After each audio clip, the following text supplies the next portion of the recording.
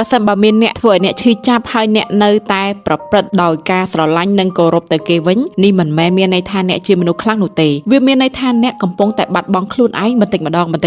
អ្នកមិនបានតែអភ័យទោសពីគេនោះទេតែអ្នកកំពុងបង្រៀនឲ្យគេដឹងថាការឈឺចាប់របស់អ្នកគ្មានផលប៉ះពាល់អ្វីទេគេអាចធ្វើឲ្យអ្នកឈឺចាប់ឬមើលងាយអ្នកប៉ុន្តែអ្នកនៅតែមិនចាក់ចេញពីគេមនុស្សភាគច្រើនពេលឈឺចាប់គេការពារខ្លួនឯងដោយដើរចេញហើយជ្រើសរើសភាពស្ងប់ស្ងាត់របស់ខ្លួនជាមុនមិនថាអ្នកមានប្រវត្តិជាមួយគេយូរប៉ុណ្ណាឬមានទំនាក់ទំនងជិតស្និទ្ធកម្រិតណាក៏ដោយប្រសិនបើអ្នកនៅតែនៅបន្ទាប់ពីគេមិនគោរពអ្នកនោះមានន័យថាអ្នកកំពុងតែបាត់បង់ខ្លួនឯងហើយមានមនុស្សខ្លះគិតថាការទ្រាំទ្រនឹងការឈឺចាប់និងការនៅស្ងប់ស្ងាត់គ្មានទីបញ្ចប់គឺជាភាពស្មោះត្រង់ពួកគេអភ័យទោសមិនមែនដោយសារតែគេខ្លាំងទេប៉ុន្តែដោយសារតែភ័យខ្លាចការរស់នៅម្នាក់ឯងប្រសិនបើអ្នកនៅតែនៅបន្ទាប់ពីមានការឈឺចាប់ដដែលនោះគឺអ្នកកំពុងតែបាត់បង់ខ្លួនឯងទាំងស្រុងតែម្ដងពិភពលោកនេះត្រជាក់ណាស់ហើយគ្មាននរណាមកសង្គ្រោះអ្នកពីការពិតថាប្រសិនបើអ្នកអនុញ្ញាតឲ្យគេធ្វើបាបអ្នកវានឹងបន្តធ្វើទៅមុខទៀតភាគច្រើនមនុស្សនឹងយកអ្វីដែលអ្នកផ្ដល់ដោយមិនគិតប៉ុន្តែពេលអ្នកដើរចេញទើបអ្នកទទួលបានអំណាចរបស់អ្នកពិតប្រាកដត្រឡប់មកវិញ